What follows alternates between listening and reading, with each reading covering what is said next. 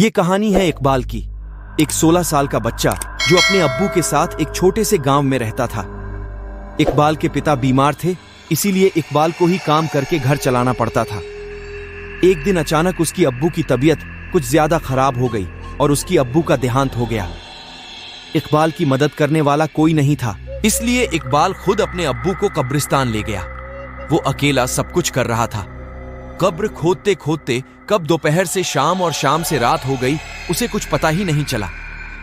जब वो अपने अब्बू को दफना के कब्रिस्तान की गेट की तरफ बढ़ रहा था, तब काफी रात हो चुकी थी। हवा भी तेज चलने लगा था।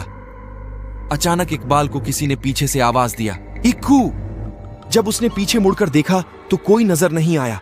सिर्फ इकबाल के अब्बू उसे इक्कू कह के बुलाते थे, इसलिए इकबाल ने सोचा शायद उसके अब्बू उसे पुकार रहे हैं।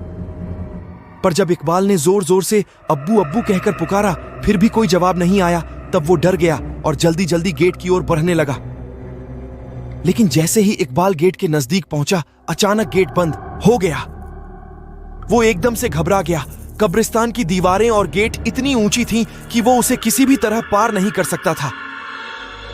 कब्रिस्तान की एक और गेट थी जो कि पीछे की तरफ थी, लेकिन उस गेट तक जाने के लिए इकबाल को वापस कब्रिस्तान के बीच से होकर जाना पड़ता। किसी तरह हिम्मत जुटाकर उसने दूसरे गेट तक जाने का फैसला किया। वो सुनसान कब्रिस्तान के बीच से जा ही रहा था कि अचानक उसे दूर एक आदमी खड़ा हुआ दिखाई दिया। वो उस आदमी के पास गया और पूछा, कौन हो तुम? उस आदमी ने कोई जवाब नहीं दिया। इकबाल फिर से उसे पूछने ही वाला था कि उस आदमी का सिर अचानक से पीछे घूम गया। उसका दोनों आंखें लाल था और इकबाल को गुस्से से देख रहा था। यह देखकर इकबाल जोर से चिल्लाया और भागने लगा। भागते भागते वो एक पेड़ के पास जाकर रुका और किसी तरह वहीं पे रात गुजारने का फैसला किया। कुछ ही देर में उसके चारों तरफ कोहरा छाने लगा। अचानक उसने कोहरे में एक औरत को भागते हुए देखा। उस औरत के पीछे पीछे एक बच्चा भी भाग रहा था और उस बच्चे के पीछे एक और औरत भाग रही थी। लेकिन वो औरत भागते भागते अचानक रुक गई और इकबाल की तरफ आने लगी। जैसे ही कोहरा हटा, उस औरत की चेहरा इकबाल को साफ साफ दिखने लगा।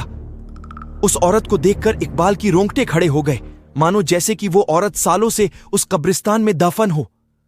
वो औरत इकबाल के करीब आ रही थी और इकबाल धीरे धीरे पीछे हट रहा था। अचानक इकबाल का पैर फिसला और वो एक कब्र में जा गिरा। कब्र इतना गहरा था कि वो वहां से निकल भी नहीं पा रहा था।